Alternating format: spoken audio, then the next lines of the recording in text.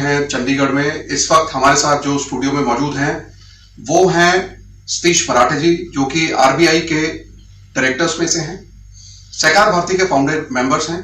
उन्हीं के साथ हमारे साथ जो महानुभाव जुड़ रहे हैं वो हैं उदय जोशी जी, जो कि जनरल सेक्रेटरी हैं सहकार भारती से।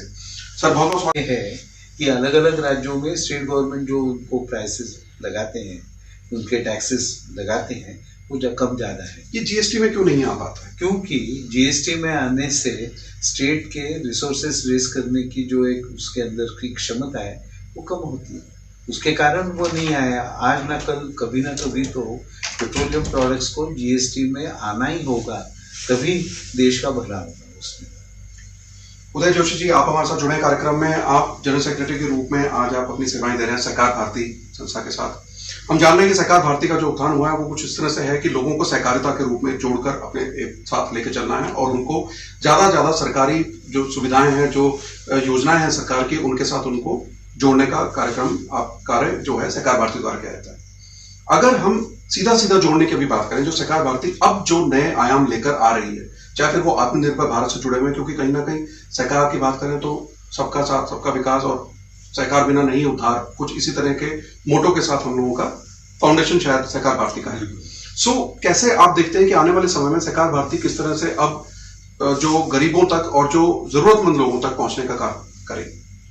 एक तो ये बजट का विषय आपने छेड़ा ही था यहाँ पर, तो बजट में कोऑपरेटिव सेक्टर के विषय में बहुत कुछ इस बार हुआ है। खास करके सहकार भारती का ये बहुत पुराना डिमांड था कि as a business enterprise, economic enterprise है कोऑपरेटिव सेक्टर, तो कोऑपरेटिव सेक्टर को ईज ऑफ डूइंग बिजनेस के जो नॉर्म्स है जो प्राइवेट सेक्टर को लगते हैं वो कोऑपरेटिव सेक्टर को भी लगने चाहिए, क्योंकि कोऑपरेटिव सेक्टर में गवर्नमेंट का कोई पूंजी निवेश नहीं है। तो ईज ऑफ डूइंग बिजनेस के नॉर्म्स चलने चाहिए, इसके लिए हमने आग्रह किया था। और इस बार सौभाग्य की बात है कि निर्मला जी ने ये बात को स्वीकार किया है और मैं ये मानता हूं कि एक बिजनेस एंटरप्राइज के रूप में सहकारी समितियां अब उभर कर आएगी और बहुत अच्छा योगदान अपने इकोनॉमिक डेवलपमेंट में करेगी।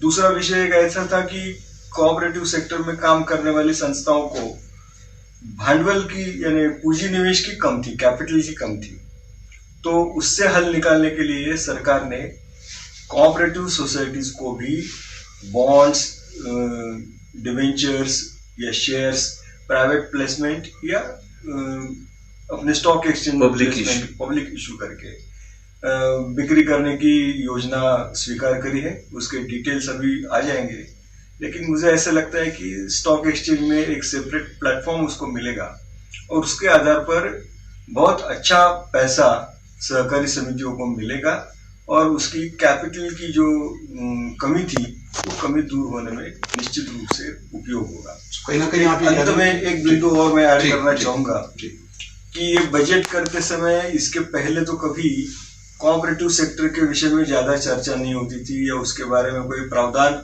उसमें नहीं आया करते थे।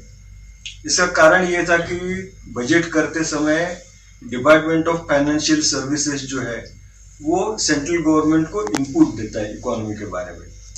तो ये डिपार्टमेंट ऑफ फाइनेंशियल सर्विसेज में कोऑपरेटिव सेक्शन को देखने वाला कोई अधिकारी या सेक्शन आज तक नहीं था। हमने ये डिमांड सरकार के सामने रखी थी कि इतना बड़ा कोऑपरेटिव सेक्टर है, उसका आर्थिक योगदान अपनी अर्थव्यवस्था में है, तो उसका इनपुट सही तरह से केंद्र सरकार को मिले, इसके लिए डिपार्टमेंट ऑफ फाइनेंशियल सर्विसेज में एक सेक्शन कोऑपरेटिव के लिए होना चाहिए। उन्होंने ऑन दैट लाइन एक एडमिनिस्ट्रेटिव बोर्ड कोऑपरेटिव को देखने के लिए गठित करने का ऐलान किया है, घोषणा करी है। मैं ये मानता हूँ कि आगे चलकर कोऑपरेटिव का भी रिफ्लेक्शन आने वाले बजट में बहुत अच्छी तरह से दिखाई देगा। ताज़ा अपडेट्स व बड़ी खबरों के लिए सब्सक्राइब करें आज प्रकाश टीवी और बेल आइकन दबाना ना भूलें।